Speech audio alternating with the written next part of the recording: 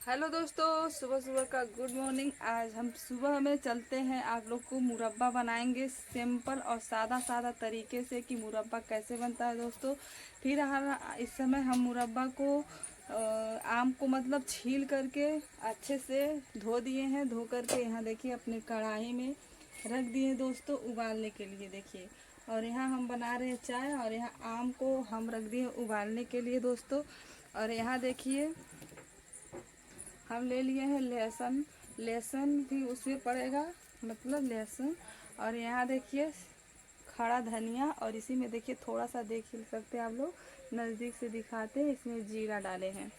और ये सब अच्छे से हम मिक्सर में हम नहीं दोस्तों, सिलबट्टा पर पीसेंगे। और हमारा सिलबट्टा वहाँ है, और वहाँ पर पीसेंगे। पीस करके और मुरब्बा बनाते हैं। कैसे मुरब्बा बनता है आप लोग फुल वीडियो में बने रहिएगा। आगे का वीडियो हम दिखाते हैं आप सभी को। तो दोस्तों देखिए, इसको हम मुरब्बा बनाने के लिए आम को उबाल दिए हैं। तो देखिए यहाँ निकाल करके यहाँ से तो हम आम को निकाल देंगे। और जो आम का पानी बचा है दोस्तों, इसको हम फेंक देंगे, क्योंकि आम का पानी डालेंगे दोस्तों तो बहुत ज़्यादा खट्टा हो जाएगा। तो आप लोग खट्टा जब मुरब्बा ज़्यादा रहता है दोस्तों तो अच्छा नहीं लगता, इसीलिए हम लोग आम के मुरब्बे में वो डालते हैं भेली। तो भेली से हम मुरब्बा बनाएंगे, सादा तरीका और सिंपल तरीका दोस्तों। हमको वो 2-3 देखिए मुरब्बा बनाने आता है। मैं ये सादा तरीके से बता रही हूँ, क्योंकि ये जो शुगर के लोग हैं वो सब मतलब ये आराम से अच्छे से खा लेंगे, दिक्कत नहीं होगा।